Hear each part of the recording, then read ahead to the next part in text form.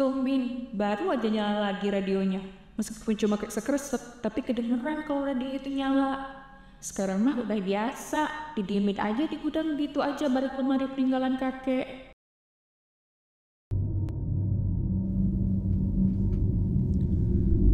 Assalamualaikum warahmatullahi wabarakatuh.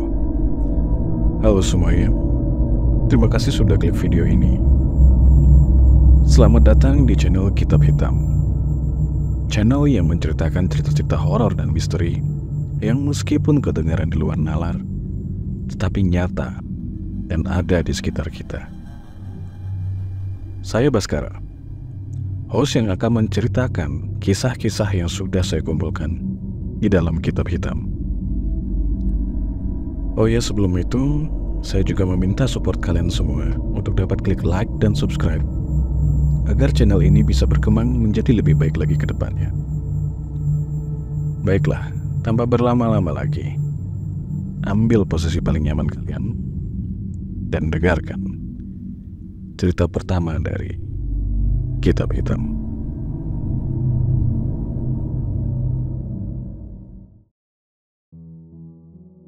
Itu adalah chat terakhir dari seseorang yang DM kepadaku.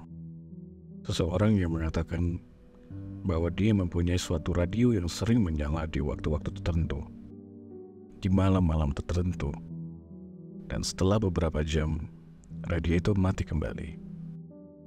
Aku meminta izin kepadanya untuk menceritakan ulang tentang cerita ini, karena dia juga merasa bahwa mungkin saja di luar sana juga ada orang-orang yang mempunyai sebuah benda yang sering kali menyala sendiri, seperti yang dia alami. Aku sudah meminta izin darinya untuk membuatkan cerita. Aku juga sudah meminta izin untuk mengubah beberapa alur ceritanya agar bisa lebih menarik juga untuk dibaca. Tentu saja dengan persetujuan darinya.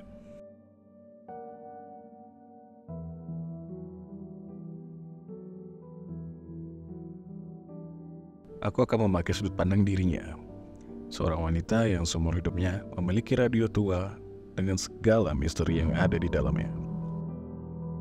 Namaku Neng.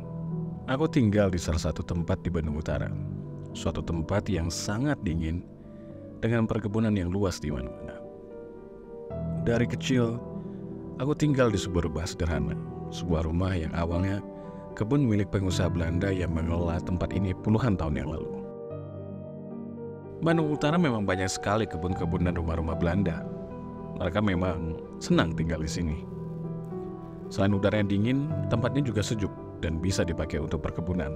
Apalagi mereka bisa memperkerjakan orang-orang pribumi untuk menggarapnya. Salah satu yang pernah bekerja di rumah orang Belanda tersebut adalah kakek buyutku. Seseorang yang awalnya hanya buruh tani di kebun-kebun milik Belanda dan pada akhirnya mampu membeli tanah-tanah itu dan digarap olehnya sendiri. Kebun-kebun itu pun akhirnya diturunkan kepada kakek dan berakhir pada ibu dan adik-adikku sebagai keturunannya. Meskipun kini hanya keluarga ibu yang tinggal di sini, keramaian di kota Bandung dan segala pekerjaan tersedia di sana membuat adik-adiknya menjual tanah-tanahnya dan pindah ke sana. Ibu sebagai selaku anak pertama yang diberikan tanggung jawab untuk mengurus semuanya, termasuk warisan kakekku ketika dia meninggal, merasa enggan untuk pindah. Bahkan hingga saat ini, ia masih memelihara semua barang-barang milik leluhurnya, termasuk radio itu. Sebuah radio tua berwarna hitam yang bisa dijinjing dengan 2 tombol on dan off di bagian atas, serta pemutar frekuensi yang ada di bagian depan dengan 3 buah baterai untuk menyalakannya. Radio itu terlihat sangat tua, ketika orang lain mungkin sudah beralih ke YouTube atau podcast. Radio itu masih menghiasi rumah dan tersimpan dengan rapi di dalam lemari peninggalan kakek. Aku yang masih kecil pun tahu kapan radio itu dipindah tangankan. Tepatnya ketika kakek meninggal, ketika aku masih berumur 5 tahun. Dalam surat wasiat kakek, beliau berpesan bahwa selain pembagian warisan tanah yang dia punya, dia juga berpesan untuk menjaga barang-barang pribadinya. Salah satunya ya radio itu yang tertulis jelas di dalam wasiat tersebut. Sebuah radio kecil yang akhirnya menjadi perdebatan di antara keluarga ibu dan keluarga adik-adiknya setelah kakek meninggal. Mereka seperti takut dan saling melemparkan tanggung jawab untuk menyebar radio tersebut. Aku yang pada saat itu masih kecil, belum terlalu mengerti apa yang sedang mereka bicarakan saat itu. Namun yang pasti, perdebatan mereka begitu sengit. Bahkan hal itu berujung kepada pindahnya mereka dengan menjual warisan dari kakek dan menetap di Bandung kota hingga saat ini. Ibu yang merupakan anak pertama akhirnya mengambil peran sebagai orang bertanggung jawab atas semua barang-barang kakek, termasuk radio tua itu. Ibu membawanya ke rumah, menyimpannya di dalam lemari, menutupnya dengan rapat, bersamaan dengan gelas-gelas cantik, piring-piring antik, dan barang-barang berharga peninggalan kakek yang ibu rawat. Aku awalnya tidak tahu dan cuek saja dengan hal itu. Layaknya anak kecil berumur 5 tahun, aku hanya bermain tanpa memperdulikan apa yang sebenarnya terjadi terhadap keluarga ibu selepas kakek meninggal. Pada malam di mana aku terbangun karena ibuku menghilang, aku akhirnya terbangun dan melihat ke sekeliling kamar yang nampak gelap. Aku mencoba turun dari kasur dan mencari tahu kemana ibuku pergi pada saat itu. Aku pun berjalan, membuka tirai kamar secara perlahan menuju ruang tengah. Ruangan tengah kini begitu sepi, begitu gelap gulita, yang ada hanyalah sebuah pintu lemari yang terbuka. Juga pintu depan yang terbuka begitu saja, dengan lampu 5 watt yang masih menyala di depan rumah. Apakah ibu pergi ke kamar mandi? Itu pikirku. Rumahku dan kamar mandi memang berbeda bangunan. Layaknya rumah-rumah lama yang mempunyai kamar mandi luar. Ini sungguh merepotkan apabila malam hari ingin buang air kecil atau buang air besar. Mengharuskanku harus keluar rumah, meskipun udara Bandung sangatlah dingin. Aku masih berpikiran positif pada saat itu. Sangat wajar apabila ibu pergi ke kamar mandi di malam hari. Namun waktu itu ada hal yang aneh. Ketika aku menengok ke arah lemari, radio seharusnya tersimpan di dalam situ kini hilang. Apakah ibu ke kamar mandi sambil membawa radio itu? Pikirku dengan nada yang polos. Wajar sebenarnya aku berpikiran seperti itu, karena kamar mandi yang letaknya sekitar beberapa meter dari rumah memang gelap ketika malam. Apalagi di sekitar rumah yang dikelilingi kebun warisan kakek. Suasana sungguh sepi. Sehingga mungkin saja ibu keluar dan membawa radio tua itu. Tujuannya ya tak lain untuk mengusir sepi dan menghilangkan rasa takut yang dirasakan ketika berada di luar rumah. Aku yang penasaran akhirnya berbalik ke arah lemari, mencoba mencari tahu apakah benar cuma radio itu yang hilang. Jujur, aku takut pada malam itu. Seorang anak yang berumur 5 tahun berjalan di dalam kegelapan malam di ruangan tengah membuatku bergigit ketakutan. Entah mengapa, pada saat itu seperti ada sesuatu yang menarikku, sehingga aku pun berjalan mendekati lemari itu. Namun tiba-tiba ada sebuah tangan yang menyentuhku dari dalam kegelapan. Tangan itu menempel ke pundakku dan memegangku sangat erat. Sontak, aku pun berbalik dan melihat sesuatu yang berdiri di belakangku.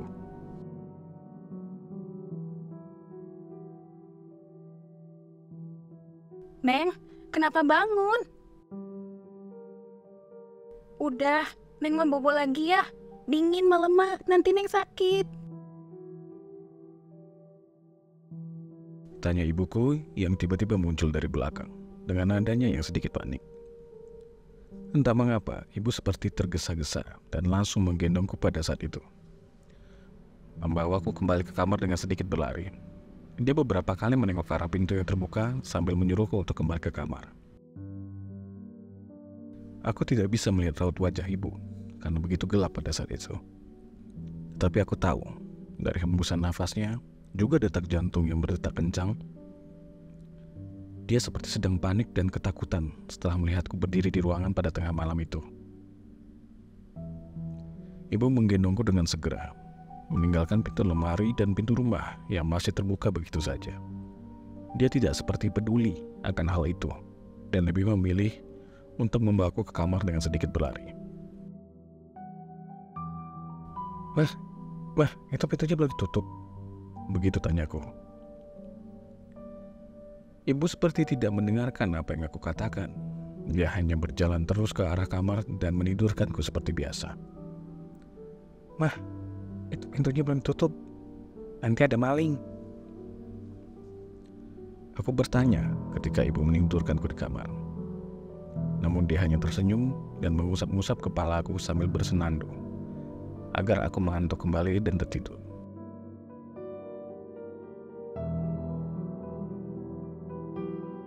Iya, Mamah tahu. Neng tidur dulu, nanti pintunya Mamah tutup kalau Neng sudah tidur ya. Jawabnya sambil bersenandung kecil.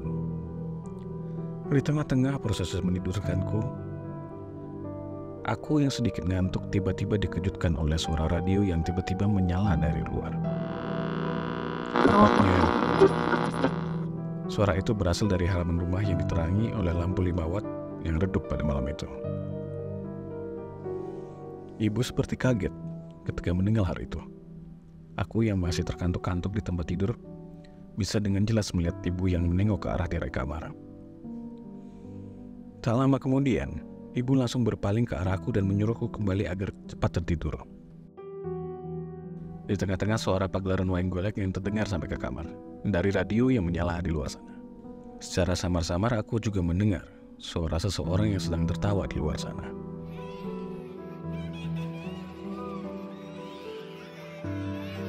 Tetapi itu bukan suara tertawa dari dalam radio, tapi seperti ada suara lain yang sedang mentertawakan pagelaran wayang golek yang ada dalam radio tersebut. Sebuah suara tawa dengan nada yang berat, seperti suara seorang tua yang tertawa terbahak-bahak, namun terdengar sangat menyeramkan. Beberapa kali ibu melirik ke arah tirai kamar. Beberapa kali pula dia memastikan aku harus cepat tidur pada malam itu. Aku tidak bisa melihat dengan begitu jelas apakah ibu dalam kondisi panik atau tidak pada malam itu. Namun yang pasti, dia seperti berusaha agar aku cepat tidur. Dia seperti khawatir dengan radio menyala begitu saja di luar sana. Setelah itu, aku tidak ingat apa lagi yang terjadi. Sepertinya aku langsung tertidur beberapa menit setelah radio itu menyala. Ketika aku bangun, radio itu sudah berada di tempat semula ketika pagi tiba, di dalam lemari peninggalan kakek yang tertutup rapat bersamaan dengan barang-barang kakek yang ibu simpan di dalam sana. Rupanya, hal itu bukannya terjadi satu kali saja. Beberapa kali aku melihat ibu kembali keluar di tengah malam dengan pintu lemari yang terbuka. Dia seperti sengaja menyimpan radio di luar rumah dan meninggalkannya begitu saja dalam kondisi yang menyala.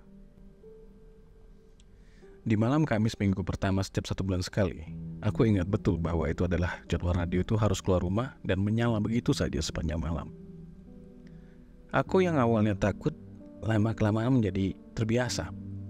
Aku tidak mencari lagi kemana ibu pergi di malam tersebut, dan aku lebih memilih tidur, meskipun suara radio itu menggema hingga ke kamar. Bahkan ketika bapak cuti dan pulang ke rumah selama beberapa hari, ibu terlihat sedikit berdiskusi dengan bapak perihal radio tersebut. Pembicaraan mereka terlihat sangat serius, sehingga aku pun memilih untuk menjauh dan tidak mendengarkan obrolan mereka berdua.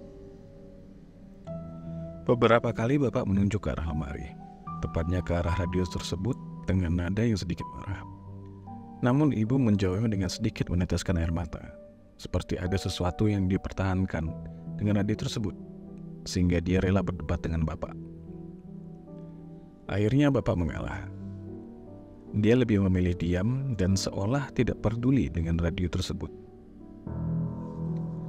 Bahkan ketika waktunya radio itu menyala tiba, Dia lebih memilih untuk membawaku menginap di rumah bibi yang kini tinggal di Bandung Kota dan meninggalkan ibu sendirian di rumah. Entah apa yang dia lakukan dengan radio tua itu. Yang pasti, ibu selalu mengeluarkan radio itu, menghilang dari dalam kamar, dan mengembalikan radio itu ke tempat semula ketika pagi tiba. Mama tuh kangen sama kakekmu. Jadi kadang mama suka keluar sambil dengerin radio milik kakek. Itu adalah jawaban ibu ketika aku bertanya tentang radio tersebut. Aku yang pada saat itu masih kecil, hanya mengangguk saja tanpa pernah bertanya sekalipun tentang siapa yang tertawa di luar sana dengan nada yang keras ketika radio itu menyala. Waktu pun terus berjalan. Kelakuan ibu semakin aneh terhadap radio tersebut.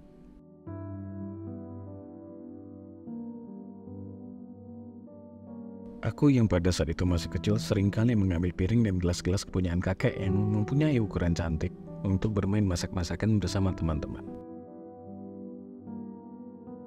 Salah satu temanku yang bernama Ayu sempat melihat radio tua itu dan mengambilnya untuk dijadikan mainan ketika kita bermain. Awalnya aku baik-baik saja, karena itu adalah radio tua. Bahkan aku sempat berkata kepada Ayu untuk menyalakan radio itu dan mendengarkan lagu-lagu yang ada di dalamnya. Namun, Ayu tampaknya tidak bisa menyalakan radio tersebut. Sudah beberapa kali dia menekan tombol on, tapi tetap tidak menyala. Aku yang penasaran pun akhirnya membuka kotak baterai yang ada di belakangnya. Aku ingin meniru apa yang Bapak lakukan. Ketika peralatan elektroniknya macet, dia selalu membuka kotak baterai itu dan memutar-mutar baterainya hingga menyala. Namun, kenapa nggak ada baterainya? Tanyaku heran. Ayu yang tidak mengerti apa yang aku ucapkan hanya terdiam dan keheranan melihatku yang kebingungan. Aku jelas sekali mendengar radio itu menyala ketika ibu keluar rumah di malam-malam tertentu. Aku juga tidak pernah melihat ibu membuka kotak baterai itu. Karena radio ini tertutup rapat dan tidak tersentuh sama sekali ketika sedang berada di dalam lemari. Ini benar-benar aneh. Aku hanya menggelengkan kepalaku ketika melihat hal tersebut. Namun, ketika aku yang berada di tengah kebingungan itu, tiba-tiba ibu datang dengan nada yang marah. Dia seperti tidak ingin melihat anak yang bermain dengan radio tersebut. Dengan sedikit berlari dari arah dapur, dia mengambil radio itu secara paksa dari tanganku dan memarahiku agar aku tidak bermain-main dengan barang-barang kepunyaan kakek. Ini bukan barang yang bisa kamu jadikan mainan, kata ibu dengan nada marah kepadaku. Entah mengapa, ibu benar-benar marah pada hari itu. Aku dengan jelas melihat raut wajahnya yang memerah dan urat-urat yang muncul ketika aku memainkan radio itu dengan Ayu. Bahkan, saking marahnya dia mengusir secara halus agar Ayu pulang ke rumahnya dan tidak bermain lagi denganku. Baru kali ini aku melihat ibu begitu marah gara-gara sebuah radio tua. Aku pun menangis terseduh-seduh di sana.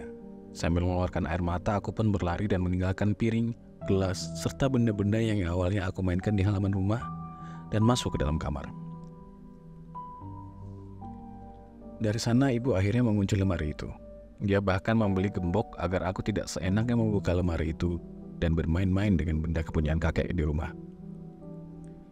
Ibu seperti menutup-nutupi apa yang telah terjadi, terutama tentang radio tua itu. Aku yang pernah dimarahi habis-habisan akhirnya lebih memilih untuk diam dan takut apabila bertanya kembali tentang radio itu ke ibu. Meskipun kejanggalan-kejanggalan tentang radio menyala secara tiba-tiba di malam hari itu terus berlanjut setiap bulannya. Lama-kelamaan aku pun tidak peduli lagi atas kejanggalan yang terjadi di sana. Aku mencoba untuk hidup dalam kejanggalan tersebut dan hidup layaknya anak kecil pada umumnya. Bahkan lemari yang awal dikunci gembok oleh ibu kini dibuka lagi karena dia yakin aku tidak akan lagi bermain-main dengan benda peninggalan kakek setelah aku dimarahinya pada saat itu. Tak terasa aku pun kini sudah duduk di kelas 4 SD, di mana pada saat itu aku sudah tidak mau lagi satu kamar dengan ibu. Sehingga aku meminta bapak untuk membuatku kamar seperti layaknya anak cewek pada umumnya. Kamar berwarna pink terang dengan dinding bergambar Hello Kitty dan meja belajar yang aku damba-dambakan. Seminggu pun berlalu. Akhirnya ruang tengah yang awalnya luas kini menjadi sedikit agak sempit. Lemari yang isinya radio itu dengan barang-barang kepunyaan kakek kini digeser, namun masih menempel di dinding yang menjadi kamarku pada saat itu.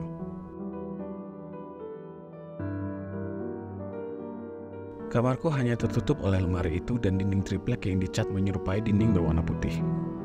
Bapak yang hanya bekerja swasta di salah satu pabrik di Bandung Kota tampaknya tidak mempunyai uang yang cukup untuk menutup kamarku dengan dinding tembok. Tapi aku benar-benar bahagia mempunyai sebuah kamar kecil yang aku dambakan. Apalagi dengan dinding kamar yang bapak cat berwarna pink dan meja belajar baru yang sengaja bapak beli dari uang gajinya. Ini membuat aku semakin senang.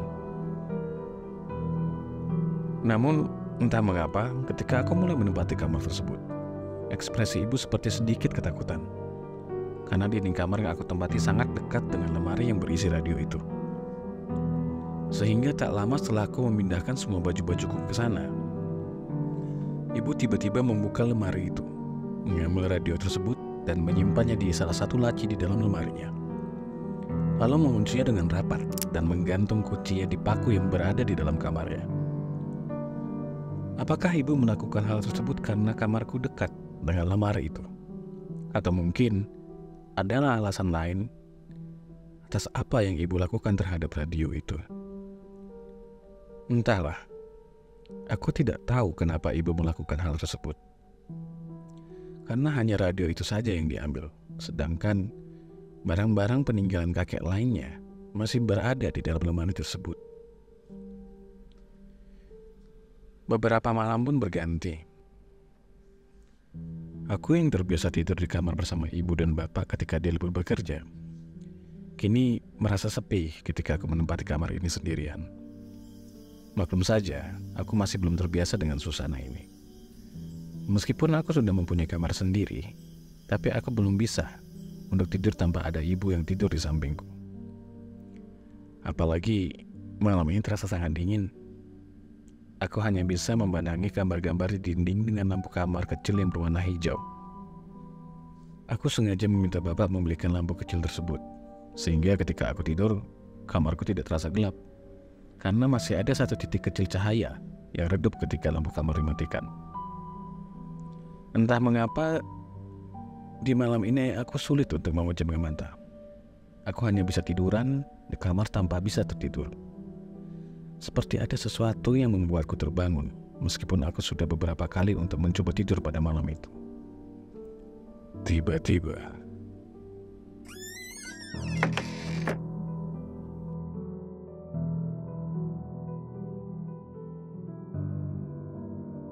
terdengar suara seseorang yang membuka lemari yang letaknya persis dekat kamar.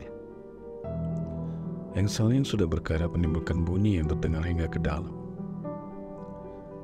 Sontak, aku terkejut akan hal tersebut. Siapa yang malam-malam begini membuka lemari tua itu? Apakah itu ibu? Ibu mamku. Tapi kenapa ibu membuka lemari itu? Bukannya radio itu sudah dipindahkan? Apalagi sekarang bukan waktunya radio itu menyala. Aku yang penasaran akan hal tersebut akhirnya terbangun dari kasur. Aku berjalan perlahan mendekati tirai kamar yang menjadi pembatas kamarku dengan ruangan tengah.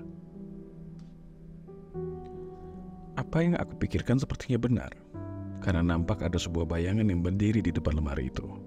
Aku bisa dengan jelas melihat bayangan itu dari balik tirai kamar. Kayaknya itu memang ibu deh. Tapi ngapain lagi dia buka lemari itu? Karena dia udah dia pindahin. Aku yang penasaran akhirnya kembali berjalan ke ruang tengah. Apalagi kali ini aku memanggil ibu sambil membuka tirai kamar. Bu? Ibu? Aku memanggilnya dengan pelan, berusaha memastikan itulah ibu yang sedang membuka lemari tua tersebut. Namun,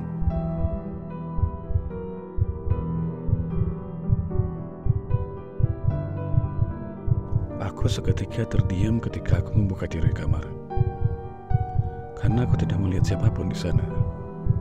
Aku tidak menemukan ibu yang terlihat dari tirai kamarku.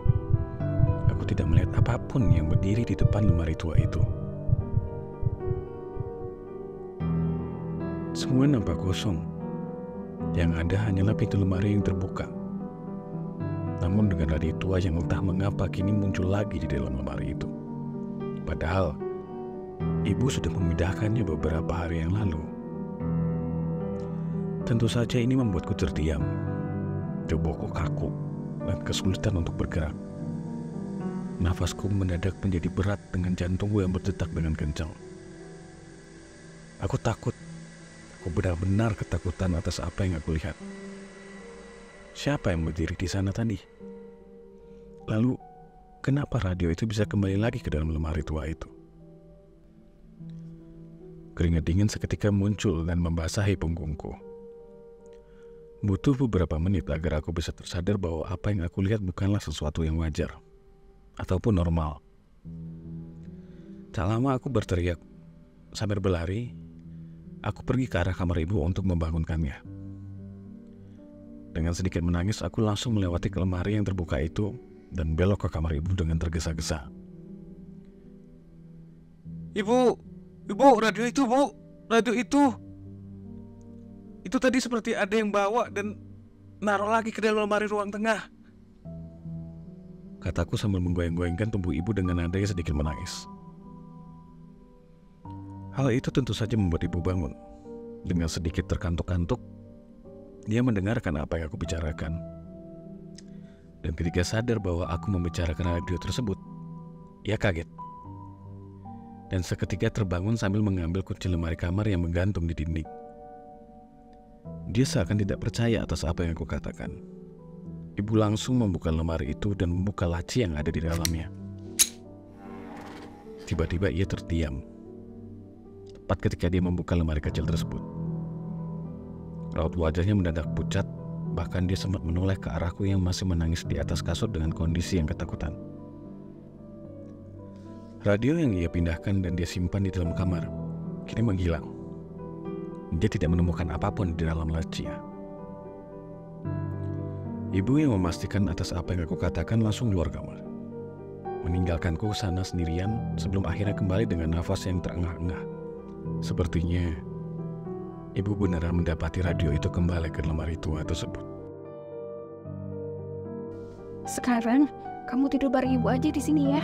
Jangan tidur di kamar dulu. Jadi sekarang jangan nangis lagi. Ada ibu kok di sini yang nemenin kamu.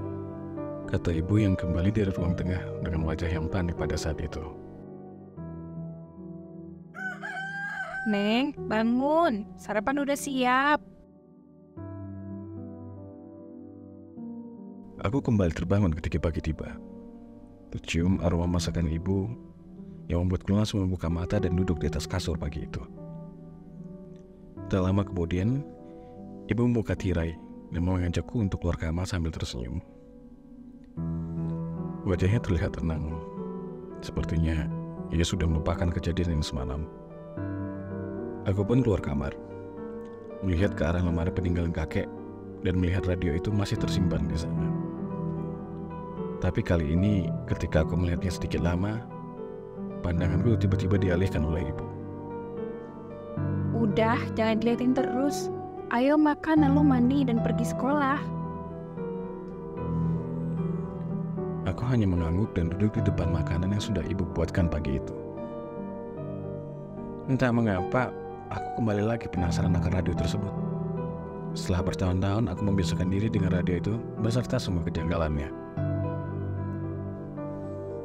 Aku kembali bertanya lagi kepada ibu. Bahkan, kali ini aku mencoba bertanya terus-menerus ketika ibu mencoba membelokkan arah pembicaraan kita. Bu, ada apa dengan radio itu? Kenapa ibu sering membawa radio itu keluar? Kalaupun ibu memang suka wayang, ketika radio itu menyala malam-malam, kan nggak hanya wayang yang didengarkan. Kadang ada lagu dangdut juga yang menyala semalaman atau sandiwara radio. Aku juga bertanya, Suara tertawa yang terdengar ke dalam kamar itu suara siapa? Lalu, kenapa ketika aku dibuatkan kamar, ibu memindahkan radio itu ke lemari kamar dan menyimpannya di dalam laci? Pertanyaan demi pertanyaan aku lontarkan. Beberapa kali pula, ibu menjawabnya sambil terbata-bata. Aku tahu ada sedikit kebohongan dalam dirinya kali ini. Karena ada pertanyaan yang tidak dijawab. Terutama tentang siapa ya yang tertawa ketika radio itu menyala di luar rumah. Hingga akhirnya semua pertanyaanku tidak terjawab semua. Ibu yang selesai makan tiba-tiba berdiri dan membawa piring kotor ke dapur. Tak lama kemudian dia kembali dan berkata kepadaku, Udah, sekarang cepet habisin makannya. Karena kamu bentar lagi harus siap-siap sekolah. Masalah radio itu, nanti ada saatnya kok kamu tahu. Yang pasti, kamu jangan sekali-kali memainkan radio itu tanpa izin dari ibu. kata ibu dengan sedikit keras. Aku pun mengangguk. Aku ingat bagaimana marahnya ibu ketika aku dan Ayu memainkan radio tersebut pada hari itu. Dan kali ini aku diingatkan lagi akan hal itu. Sehingga aku lebih memilih untuk diam dan kembali menyelesaikan sarapanku sebelum aku berangkat sekolah pagi itu. Beberapa hari semenjak kejadian itu, entah mengapa aku tidak bisa tidur cepat di dalam kamarku. Aku baru hanya bisa tertidur ketika sudah lewat tengah malam. Sudah berbagai cara aku coba agar aku bisa tertidur, namun hasilnya masih nihil. Mataku tetap tidak bisa terpejam meskipun aku sudah coba segala macam cara. Ingin sekali aku kembali tidur di kamar ibu, namun aku terlalu takut untuk keluar kamar. Aku takut kembali menemukan bayangan itu. Bayangan yang aku lihat di balik tirai yang sedang membuka lemari tua peninggalan kakek. Apalagi sekarang radio itu ada dalam lemari tersebut. Rasa penasaran dibalut oleh rasa takut membuatku tidak bisa bergerak dari kamarku.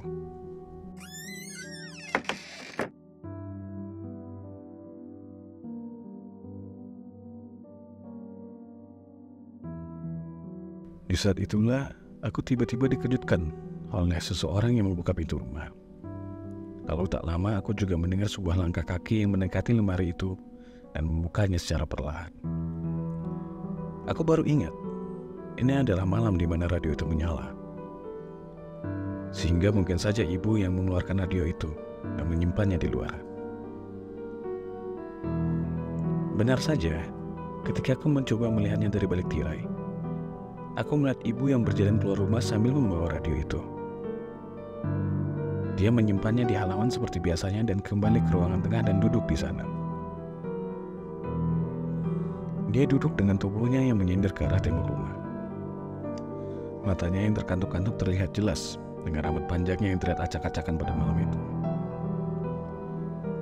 Dia sepertinya menunggu radio itu menyala seperti yang terjadi bertahun-tahun ini. Biasanya ketika aku masih tidur di kamar ibu harus memastikan bahwa aku tertidur pulas sebelum dia mengeluarkan radio itu. Namun, karena aku dan ibu kini berbeda kamar, jadi dia tidak mengetahui bahwa aku masih terbangun atau sudah tertidur. Ibu hanya terdiam di ruangan tengah. Dia seperti menjaga agar tubuhnya tidak tertidur pada malam itu. Sesekali dia melihat ke arah pintu rumah yang terbuka. Namun dia seperti enggan untuk keluar setelah mengeluarkan radio itu dan menyimpannya di halaman. 1 menit berlalu. 2 menit. 5 menit. Hingga 15 menit setelah radio itu dikeluarkan, tidak ada tanda-tanda radio itu akan menyala. Semuanya terasa hening dan sepi, seperti malam-malam sebelumnya di rumah ini. Ibu pun sepertinya menyadari hal itu. Tubuhnya seperti ragu untuk bergerak. Beberapa kali dia ingin berdiri dan melihat kondisi di luar sana. Namun beberapa kali pula ia duduk kembali. Seperti ada sebuah ketakutan yang ia rasakan dan membuat dirinya ragu atas tindakan yang dia lakukan. Hingga hampir setengah jam berlalu, dan waktu sudah menunjukkan lewat tengah malam. Masih belum ada tanda-tanda bahwa radio itu akan menyala. Sehingga ibu nampak memaksakan diri untuk memastikan hal tersebut. Dia berdiri secara perlahan dan berjalan ke arah pintu rumah dengan tubuhnya yang merapat ke tembok. Kedua tangannya terlihat memegang tembok yang ada di belakangnya. Dia seperti mengintip secara perlahan ke arah luar pada saat itu. Tak lama kemudian, raut wajah ketakutan yang dia rasakan kini berubah menjadi keheranan. Dia menggeleng-gelengkan kepalanya beberapa kali sambil berdiri di ambang pintu. Dia lalu melihat ke sekeliling, seperti sedang mencari sesuatu. Sebelum akhirnya dia keluar dan mengambil kembali radio itu dan membawanya ke dalam rumah. Aku yang takut ketahuan bahwa aku sudah melihatnya dari dalam kamar, seketika langsung menutup tirai dan duduk di balik dinding triplek yang menjadi pembatas kamar. Namun, aku masih bisa mendengar langkah kaki ibu yang berjalan dengan terburu-buru sambil bergumam pelan pada saat itu. Kenapa kakek buyut gak datang?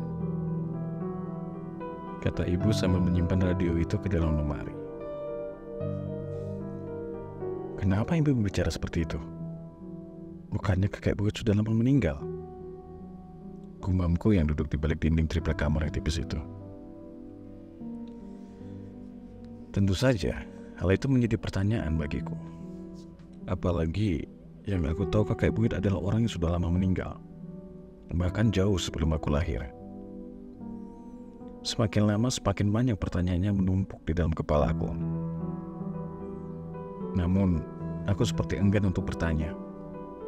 Karena aku tahu, ibu akan menjawab hal itu dengan penuh kebohongan. Hingga akhirnya, tepat 2 hari setelah kejadian tersebut, aku yang tidak bisa tidur di kamarku, tiba-tiba kembali mendengar sebuah suara dari ruangan tengah. Seperti suara orang yang bolak-balik mengelilingi rumah. Dia berjalan ke arah dapur, lalu ke ruangan tengah, lalu ke dapur lagi. Seperti sedang mencari sesuatu. Awalnya, aku pikir ini adalah ibu yang mungkin saja sedang mencari sesuatu. Aku sadar ibu yang umurnya semakin hari semakin tua membuatnya sering melupakan sesuatu, sehingga ia sering mencarinya dengan mengelilingi rumah. Namun, tak lama kemudian sesuatu terjadi. Ibu seperti membuka lemari peninggalan kakek. Suara decit engsel kayu yang sudah sedikit karatan membuatku bisa mendengarkannya dengan jelas. Tak lama kemudian, kumaha daramang sadayana.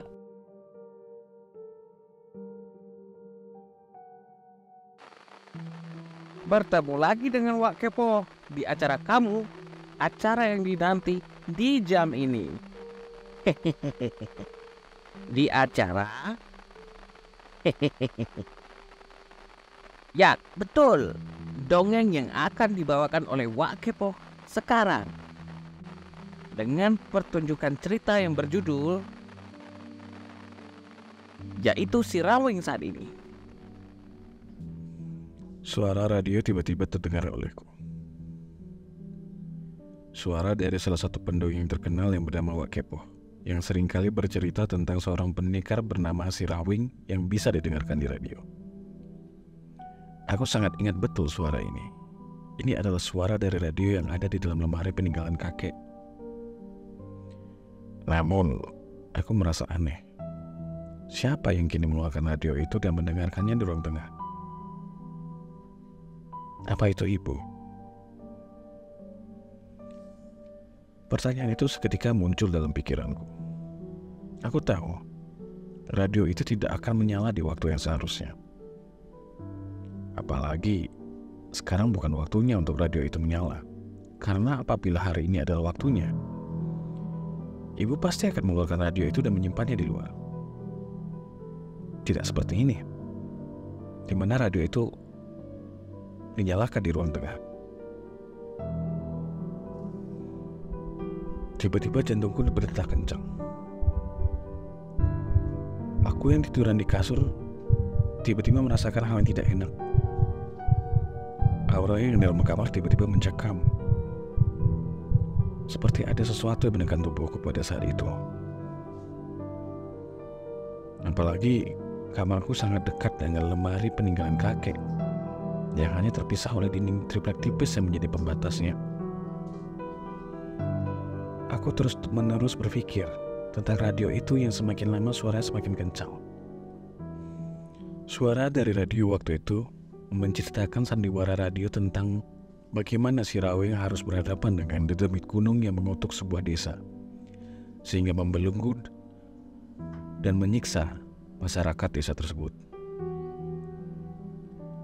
Awalnya aku ragu untuk berdiri, namun suara radio itu semakin lama semakin kencang, bahkan membuat telingaku terasa sakit. Aku yang waktu itu masih berpikir bahwa itu adalah ibu yang di ruangan tengah, mulai beranjak bangun dan ingin memberitahunya untuk menurunkan volume, karena telingaku terasa semakin sakit. Lalu aku pun berjalan secara perlahan, membuka tirai kamarku yang tipis itu dan melangkahkan kakiku ke ruang yang tengah. Namun tepat ketika aku membuka tirai kamar, astaga, apa itu?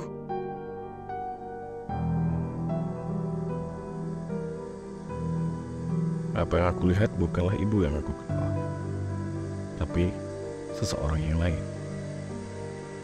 Tepatnya sosok lain yang baru kali ini aku lihat. Sesosok makhluk yang sedang merangkak di langit-langit rumah dengan salah satu tangannya yang memegang radio. Kini terlihat jelas olehku. Tangan dan kakinya sangat kecil dan kurus, namun kukunya panjang sehingga bisa merangkak di langit-langit rumah. Dan tubuhnya juga terlihat sangat kurus. Bahkan tulang-tulangnya terlihat dengan sangat jelas muncul di antara kulit-kulitnya yang sangat pucat. Rambutnya yang hitam terlihat terurai lurus ke bawah. Meskipun aku hanya melihat bagian belakang tubuhnya, tapi itu membuatku merasa ketakutan. Bahkan tubuhku sendiri mendadak lemas hingga terjatuh di depan pintu kamar yang hanya tertutup tirai. Aku tidak tahu makhluk apa itu, namun yang pasti baru kali ini aku melihat hal seperti itu. Sesuatu yang tidak ku mengerti dan sangat menyeramkan. Yang mungkin saja ini adalah alasan kenapa radio itu menyala secara tiba-tiba. Juga alasan kenapa radio itu disimpan di luar. Dan ibu tidak ingin aku mengetahui bahwa yang menyalakan radio ini adalah makhluk yang seperti ini. Rasa shock yang amat sangat membuat mulutku seperti terkunci. Dan aku tidak bisa berteriak sama sekali.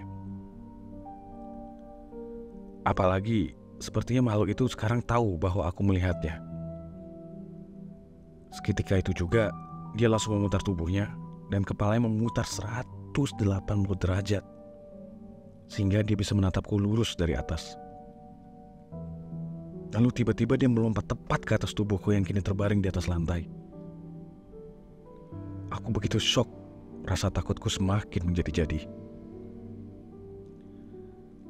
Tangan kakinya yang panjang dan kurus kini terlihat lebih jelas. Apalagi wajahnya yang menyeramkan. Wajah ini perlahan-lahan mendekat ke wajahku. Wajahnya terlihat sangat pucat. Matanya melotot ke arahku dengan tatapannya yang sangat tajam. Pupil matanya yang merah terlihat jelas olehku. Mulutnya memiliki 2 pasang taring yang panjang dan menyeramkan. Dia menyeringai sambil memiringkan wajahnya. Dan aku hanya bisa mematung memandang wajah yang menyeramkan, yang sedikit demi sedikit makin dekat dengan wajahku. Tak lama, ia membuka mulutnya dan berkata kepadaku dengan nada yang berat. Olasion, Katanya sambil menatap tajam kepadaku. iya, Uyut. Iya, peninggalan Uyut. Katanya sambil memperlihatkan radio dengan salah satu tangan yang panjang dan kurus kering itu. Orang jadi kaya memang yang bisa hidup kena. Soalnya Uyut gagal merah tumbal. Jadi Uyut jika kaya. Ia salah saya sih. Peninggalan Uyut saat jiwa Uyut kati tumbalkan. Soalnya iya, na Uyut bukas angges Uyut tumbalkan. Parang nusuk Uyut bawa nepi ke jiwa Uyut dicabut kemana. Pas Uyut gagal merah tumbal.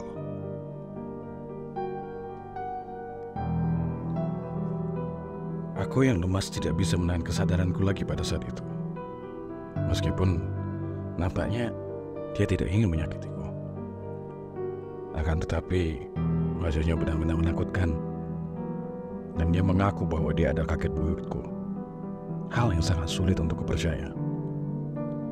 Aku hanya bisa terdiam ketika dia berkata dengan gigi taringnya yang tajam tepat di depan wajahku. Tak lama, aku pun tak sadarkan diri. Rasa takutku benar-benar memuncak sehingga membuatku tidak bisa berbuat apa-apa. Aku pingsan tepat di pintu kamarku pada malam itu dengan kondisi yang ketakutan. Tubuhku basah oleh keringat dan bahkan aku memompol saking takutnya. Ketika pagi menjelang, ibuku menemukanku dan dia menangis jadi-jadinya karena melihatku yang tak sadarkan diri sambil memegang radio tersebut di depan pintu kamar. Ibu menepuk-nepuk tubuhku hingga kedua mataku terbuka. Dia seperti tahu atas apa yang terjadi kepadaku. Setelah aku tersadar, ibu langsung memelukku. Tangannya lalu mengambil radio yang aku pegang dan menyimpannya secara perlahan di sebelahnya.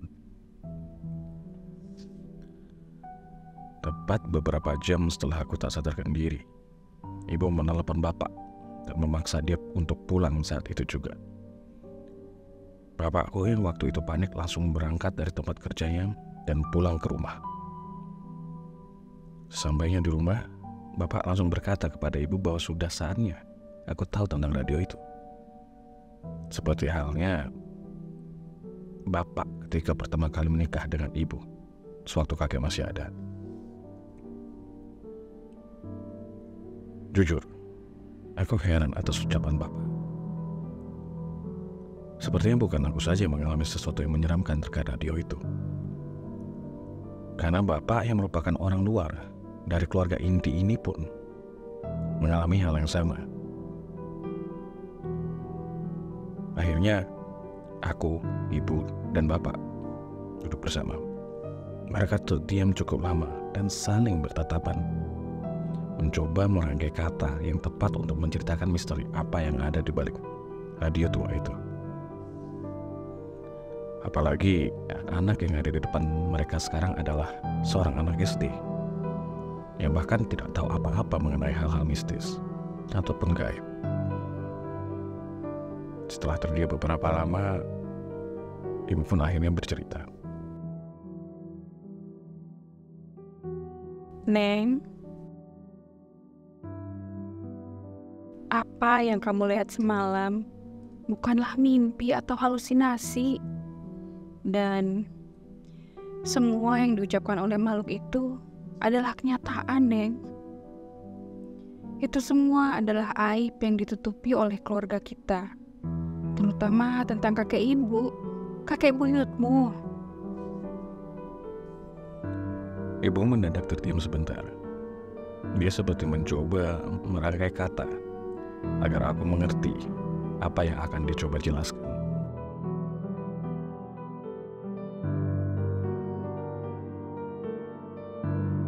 Kakek buyut dulu adalah seorang buruh tani yang berasal dari tempat ini. Dan di akhir hayatnya, ia berhasil membeli tanah-tanah kepunyaan Belanda yang berada di daerah sekitar sini.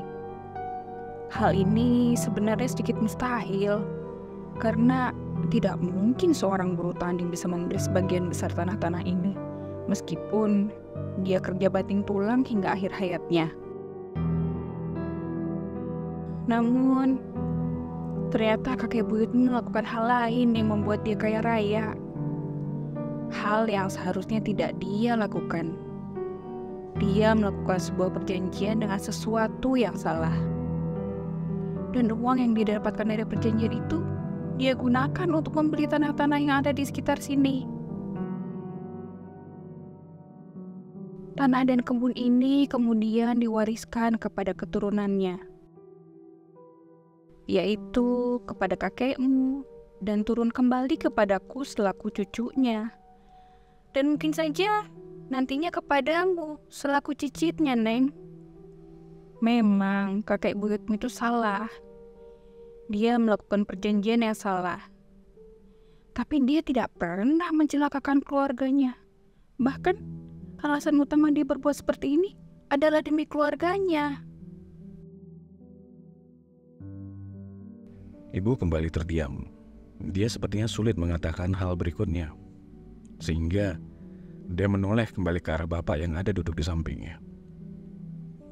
Bapak hanya mengangkat tangannya, tanda menyuruh ibu melanjutkan apa yang sudah dia katakan pada saat itu.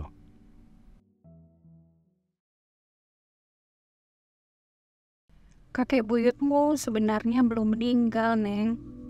Jiwanya masih berkeliaran di tempat ini, di kebun dan tanah yang sudah dia beli. Selama hidup, dia gemar menggunakan radio ini dan membawanya kemana-mana. Radio tua ini adalah radio kesayangannya yang dia dapatkan dengan susah payah. Dan ketika dia meninggal, lebih tepatnya, ketika jiwanya diambil untuk memutus perjanjian itu agar tidak berimbas kepada keturunannya, jiwanya terjebak di tempat ini. Dan kita selaku keturunannya selalu membiarkan dirinya menyalakan radio kesayangannya ketika dia muncul. Setelah menceritakan misteri di balik radio tua itu, ibu kembali terdiam. Aku pun tidak terlalu mempertanyakan apa yang dikatakan oleh ibu, karena pada waktu itu aku tidak terlalu mengerti dengan apa yang ibu ceritakan. Namun yang pasti, setelah itu aku kembali takut untuk tidur sendirian. Aku takut bertemu lagi dengannya, dengan sosok itu.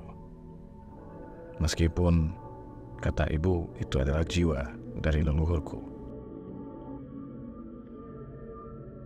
Setelah itu, aku hanya kembali tidur di dalam kamar itu ketika aku sudah SMP, di mana banyak teman seusiaku yang sering menginap di rumah. Aku berusaha membiasakan diriku atas apa yang sudah terjadi. Membiasakan diriku ketika radio itu kembali menyala dengan sendirinya di lemari dekat kamar. Setelah itu, ibu membiarkan makhluk itu berada di dalam rumah. Lebih tepatnya, membiarkan kakek buyut yang jiwanya berubah menjadi makhluk yang menyeramkan itu untuk membuka lemari dan mengeluarkan radio tersebut untuk dinyalakan di ruang tengah. Meskipun aku pernah sesekali penasaran dan mengintip lagi radio itu ketika menyala, tapi aku tidak pernah lagi menemukan sosok menyeramkan itu. Yang kudapati hanya radio tua yang tergeletak begitu saja di ruangan tengah. Hingga pada akhirnya, tepat ketika aku dewasa, aku baru mengerti apa yang sebenarnya ibu katakan tentang kakek buyut yang rela melakukan perjanjian dengan mereka agar bisa membeli tanah milik Belanda itu untuk dia garap. Dia juga membebaskan beberapa tanah dan membagikannya kepada kerabat dan tetangga-tetangganya. Dia adalah orang yang baik pada dasarnya, namun dia memakai cara yang salah. Dia mengorbankan dirinya agar bisa memperbaiki nasibnya dan nasib keturunannya kelak. Hingga pada akhirnya dia merasa takut dan menyesal ketika nenek buyut melahirkan kakek dan adik-adiknya. Dia takut perjanjian itu akan membebani anak-anaknya kelak. karena mereka harus melakukan ritual di malam-malam tertentu untuk keberlangsungan hidup mereka. Untuk ritualnya sendiri, ibu tidak pernah menceritakannya. Sehingga pada akhirnya dia merelakan tubuhnya untuk ditumbalkan.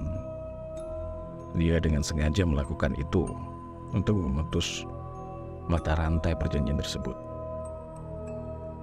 Sebelum meninggal, dia berpesan kepada kakek dan adik-adiknya untuk menyiapkan satu benda yang harus ada di sampingnya ketika dia meninggal. Awalnya kakek dan adik-adiknya tidak mengerti. Mereka kebingungan benda apa yang harus ada di samping kakek buyut. Karena waktu itu dia tidak menjelaskannya dengan gamblang. Dan ketika ajal yang ditentukan tiba, radio yang ada di dalam kamar itu tiba-tiba menyala dengan sendirinya. Ini tepat ketika jiwanya direnggut paksa sebagai syarat untuk memutus perjanjian dengan mereka. Radio itu adalah radio yang ada di dalam lemari peninggalan kakek. Jadi, anggapan ibu tentang jiwa kakek buyut yang bergentayangan dan melayang-layang tak tentu arah di tanah-tanah yang dibeli sebenarnya adalah sesuatu yang tidak benar atau kurang tepat.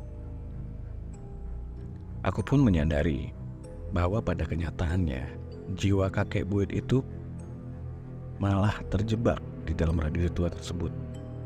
Dan ada yang tahu entah sampai kapan. Hal itu pula lah yang menjadi alasan adik-adik ibu tidak mau mengurusi radio itu setelah kakek meninggal tentunya. Karena hampir seluruh keluarga besar kakek buyutku, termasuk semua menantu-menantunya, pernah melihat sosok kakek buyut yang menyeramkan itu. Setidaknya satu kali dalam hidupnya mereka. Hal yang sama juga terjadi kepadaku. Sekarang, setelah aku dewasa dan mempunyai penghasilan sendiri, aku membuat sebuah gudang kecil di belakang rumah. Gudang yang aku buat untuk barang-barang peninggalan kakek. Dan ketika gudang itu selesai, aku memindahkan semua barang-barang peninggalan kakek beserta lemari tuanya. Karena pada dasarnya aku takut kalau aku hanya memindahkan radionya saja, radio itu akan kembali ke lemari semula, sehingga aku memilih untuk memindahkan semua barang-barang peninggalan kakek tanpa terkecuali. Aku pun sempat menghubungi beberapa kolegaku yang mempunyai kenalan praktisi supranatural. Aku minta mereka untuk membuat pagar gaib di sekitar gudang. Tujuannya agar makhluk atau lebih tepatnya jiwa dari kakek buyut tidak sampai menampakkan dirinya lagi. Ataupun kalau menampakkan dirinya, dia tidak menampakkan dirinya di dalam rumah dan hanya terbatas pada gudang saja. Pintu gudang itu aku gembok dan tidak pernah aku buka hingga saat ini. Lebih tepatnya hingga kedua orang tuaku meninggal dan aku jadi pemilik rumah ini bersama suami dan anakku sekarang. Radio itu kini masih menyala di malam-malam tertentu. Meskipun kini aku tidak bisa memastikan kapan radio itu menyala setelah aku mengalami kejadian menyeramkan tersebut. Kadang 3 bulan sekali, kadang setiap minggu, kadang pula dalam 1 tahun, radio itu tidak pernah sama sekali menyala. Dan kalaupun radio itu menyala, suaranya tidak terlalu terdengar hingga keluar. Dikarenakan gudang itu tertutup rapat hingga hari ini. Aku bahkan melarang suami dan anakku untuk mendekati gudang itu dengan alasan bahwa di sana banyak benda-benda keramat peninggalan kakek yang tidak boleh disentuh. Mungkin itu saja ceritaku. Sebuah radio tua yang menjadi peninggalan dari kakek buyutku. Dan terima kasih sudah membuatkanku cerita tentang hal ini. Aku yakin di luar sana ada juga banyak cerita yang hampir sama atau bahkan sama denganku tentang benda-benda yang sering bergerak atau menyala sendiri.